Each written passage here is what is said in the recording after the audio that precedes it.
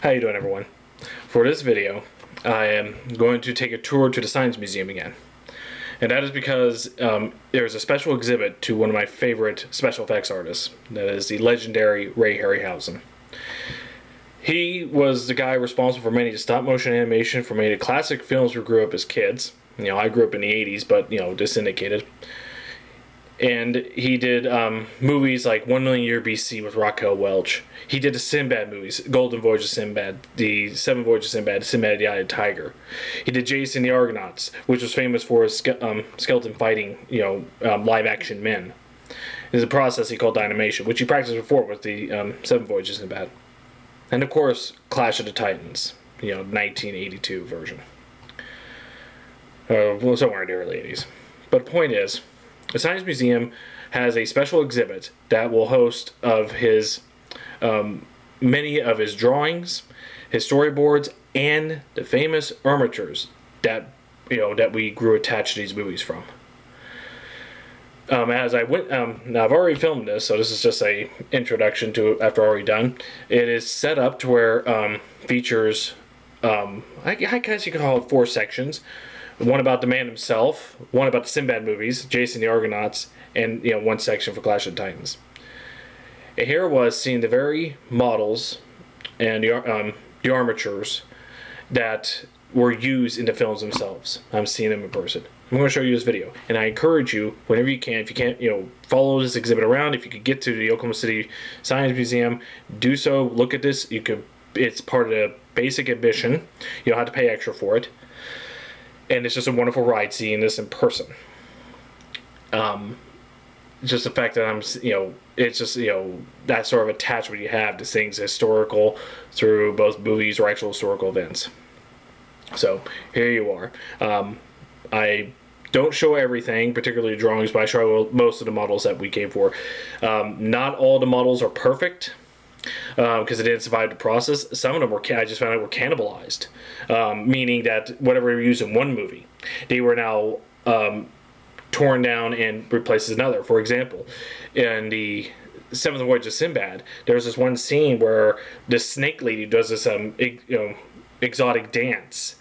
That model was later redone for the Medusa model for Clash of the Titans. So this is all the stuff that was remaining after Harryhausen's death. I think it was around 2014. Sadly missed. I knew he was getting there in age when but it was still sad to go. Many people brought tribute. I was thinking about it myself, but at the time I didn't do videos that well. Still don't do them that great now, but here you are. I can at least show you this. You have a chance to see it for yourself. If you can't visit the Science Museum, keep an eye out for other museums that may host this. It's well worth the trip. I mean, I don't have all of Harryhausen films. There's many of them I haven't watched, but what I did, they were part of my childhood. So here you go. Enjoy. Here's the man himself, one of my favorite special effects artists growing up as a kid, Jason the Argonauts. This is him with next to the Kraken from Clash of the Titans. Wonderful design. Even though the Kraken in mythology is just a giant squid, I think usually in Norse mythology, and this one they utilized it, they reverted into a Titan. It became the main villain in the Clash of Titans film. This is the 1980, not the 2010 one. This here is a bronze sculpture of the Cyclops from the Seventh Voyage of Sinbad.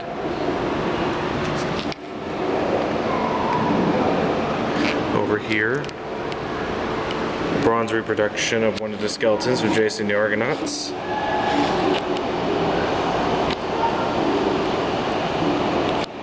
And this is the bronze sculpture of Kali from the Golden Voyage of Sinbad. They have a very interesting sword fight with this one and live action characters. This is a short list of his filmography from 1947 to 1986. One of the first jobs after he did some fairy tales of his own work, he was hired by Willis O'Brien, did Do Mighty Joe Young, Valley of the Mist, which was not officially released as far as I know. But according to this is the basis of 1969's Valley of Gwangi, which is one of the few I haven't seen. 1950s War of the Worlds. He designed the creatures there. The fairy tales. Let's see. Beast for 20,000 Phantoms. That was one of the ones I should have saw as a kid, but it seems to be hard to find. Considered the inspiration for Godzilla. It came from beneath the sea, where a giant octopus wreaks havoc. The animal world. But Earth versus Flying Saucers. 20 million miles to Earth. I love the design of that one. Ymir, the alien there. Seventh Voyage of Sinbad, classics. That's the first one I've ever saw. Three Worlds of Gulliver. I haven't sat down and watched that one. Let's see. Or Mysterious Island as well. Jason the Argonauts. That's a staple. If you're into Harryhausen. First Men on the Moon. Again, that's one of the few I haven't watched. 1 million year BC, classic for both his work and Raquel Welch. Valley of Gwangi, I want to watch that one. I also have clips of that. But yes, Golden Voyage of Sinbad, love that one. And The Eye of the Tiger, also great. Clash of the Titans, grew up as a kid watching that one until his retirement.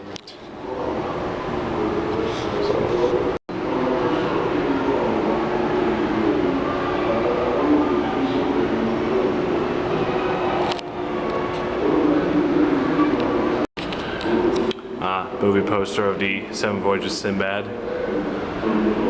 Kerwin Matthews and Catherine Grant, and it shows a great variety of what you see in the movie. This is the Cyclops, the dragon, the skeleton. This is before Jason the Argonauts, and it led way towards it. And of course, The Rock.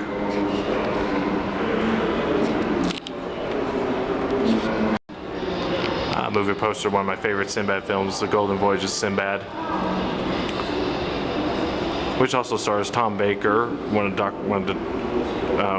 later played Doctor Who, as the main villain. Cool variety of monsters, and of course, I'm a fan of Caroline Munro. This is awesome. But also over here, movie poster to Sinbad and the Eye of the Tiger.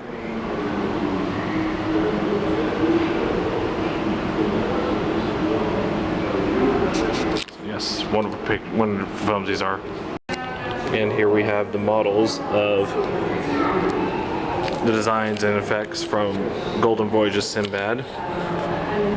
Here's the homunculi, servant of the main villain. This is the mask of the Vizier, one of the characters there. This is not a stop-motion animated monster, but this mask was designed by Harryhausen. The main character was a burn victim, so he had to wear a mask so no one could see it. The famous Griffin.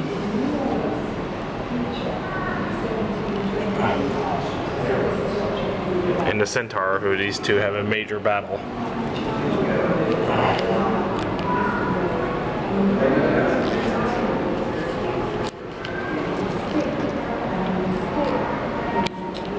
Then we have the Figurehead. Now, Harryhausen points out that figureheads were not common on Arabian boats, but it was less missing. It was pretty neat. You have her standing up, and they made another one of her kneeling, as she's just now rising from the ship. Some magical spell was placed on the figurehead of the good guy's ship, and she comes out and steals the map that the evil wizard wants. This was a stop-motion animated doll of Caroline Munro. Of course, obviously not as attractive as the real person, but they used her because she was later abducted by the centaur behind her.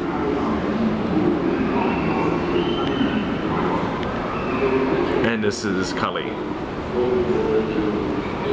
who they have her do a dance sequence and a sword fight with the characters.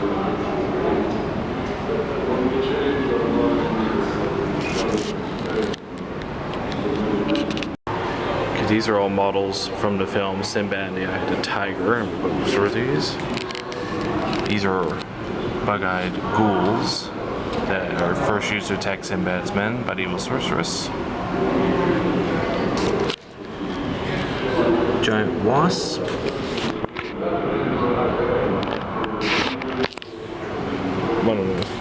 famous creatures in the film. This is the Minotaur, a mechanical minotaur that's used as a servant as a sorceress Zenobia.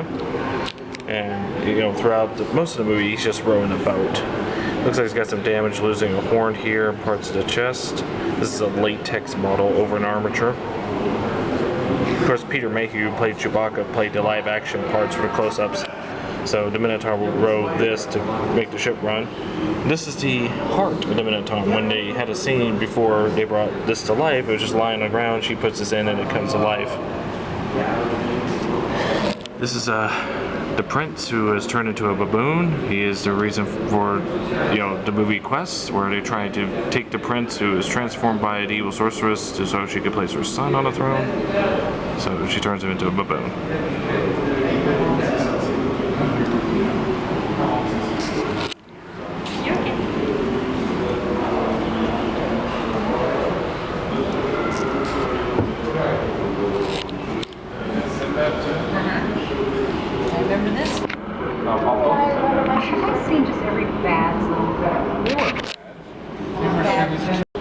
Here's a walrus from Sinbad, the tiger. No big deal. Well, it's a big deal. They get to an attack with it when they try to reach Hyperborea. Here are two models of the same character, the troglodyte. Early rendition of it. Not so much hair or anything, but the final model that you see in the film is here. You see plenty of hair, club and all. And of course, when you see Sinbad the Eye of the Tiger, they obviously put one in there, but in this case it's saber-toothed tiger. Which, of course, the real ones aren't actual tigers at all.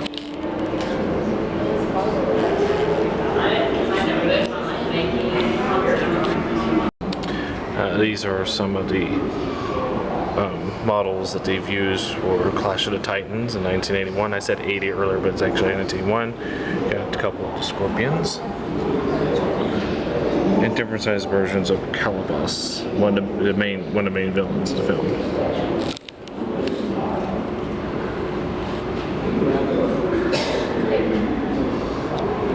Of course, this Calabas' throne and concept art there.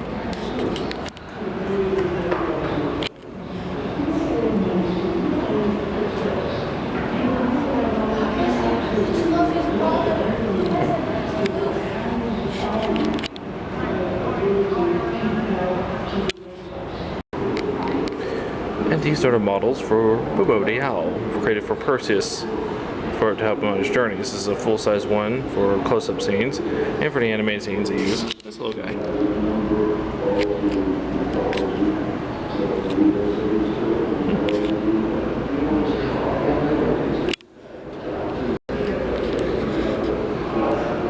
Of course, also for other scenes they use this even smaller one. Far away scenes. Not much detail there. These are two other characters in the film. Dioscilus, the two-headed wolf, guards the temple of Medusa by the river Styx, and a giant vulture used to carry the Princess Andromeda to Calabas. There's a concept art is, showing the scale of these characters. Right here, although not perfectly put up, the armature. And of course, one of my favorite characters of Clash of Titans is the Pegasus. So there's three models, two shown here. This is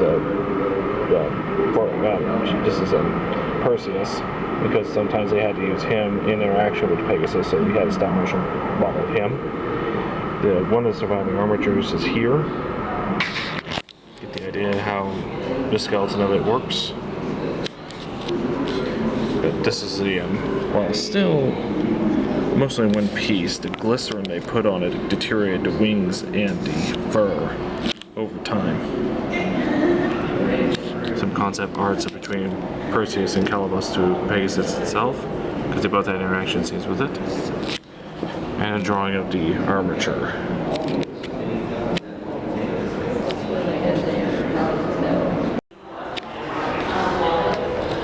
This right here is the famous Kraken, the main villain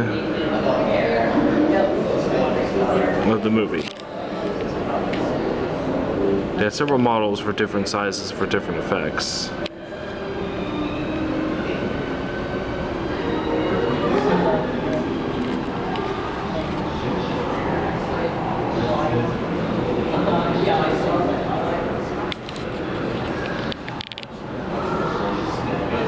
And also had a close-up of the face.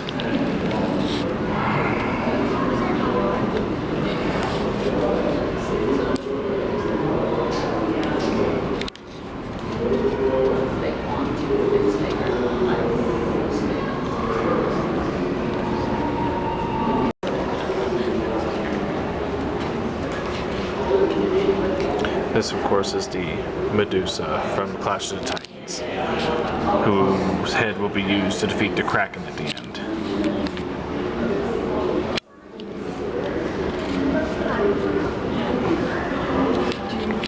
Amazing design model. Of course, this was cannibalized. This model right here, they created by using the snake woman from the 7th voyage of Sinbad, and as they described down below, cannibalized it to make the Medusa.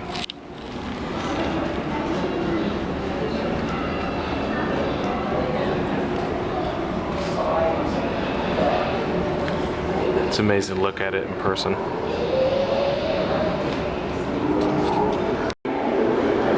And of course, we cannot talk about Harryhausen without talking about one of his famous films with a famous fight scene as Jason and the Argonauts. Let's take a look at some of the models involved in that. This one was one of the 2 harpies that attacks a blind man in Jason and the Argonauts.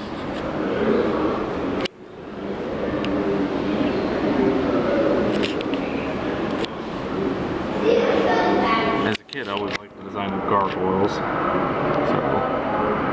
I always liked this as a kid. I also liked the homunculus from Sinbad and the Tiger even more.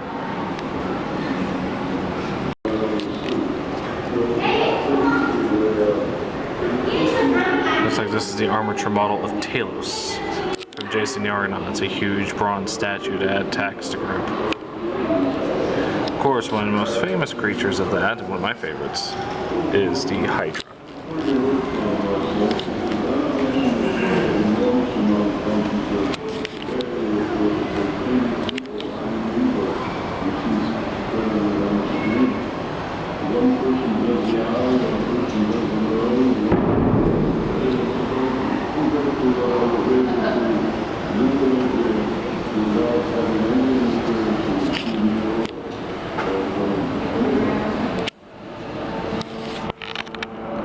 One of the things Harryhausen said was very difficult about animating this is that when you look at the movie, all the heads are moving back and forth in different, in different directions. And if he got a phone call or someone knocked at the door, he came back, he would lose track of which head was moving where.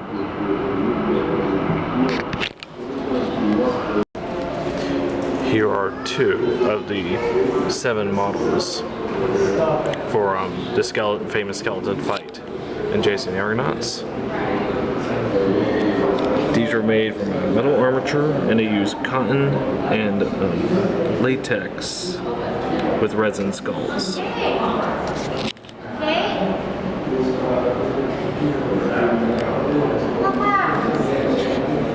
It's just neat. It's just neat to see these in person. No, these were the models that they used in the film.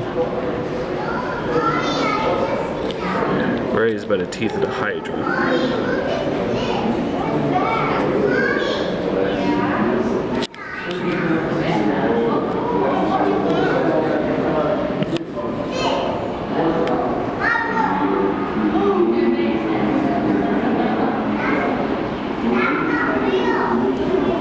Just absolutely wonderful. These are more concept parties. They got these all over the exhibit here, but I don't want to show them all. But I thought this was neat. This is for Jason the Argonauts. It's Jason and Medea traveling around the underground crypts. But I know this is inspired by Gustave Doré's art for Dante's Inferno. And of course, you Got this right here. Again, this is Jason Medea facing Severus. In Greek mythology has 3 heads. I don't know why it always puts 2. I guess because of less animation involved. But this was later scrapped from the movie. You don't see this or the previous one, but this was later recycled for the 2-headed dogs of Dioscelis for Clash of the Titans later on. So that was a Ray Harryhausen exhibit, and I enjoyed it very much. It's great to see a lot of stuff I grew up with as a kid. I got to see the armatures themselves. It is unfortunate, but you know, I was expecting Ray Harryhausen died about 2014, it was a few years ago. He was getting old in age, and I was going to take footage of the Bodies Reveal exhibit. The only problem was they didn't allow photography there. So, but good to see it whenever you can. Thank you much for watching. You all have a nice day.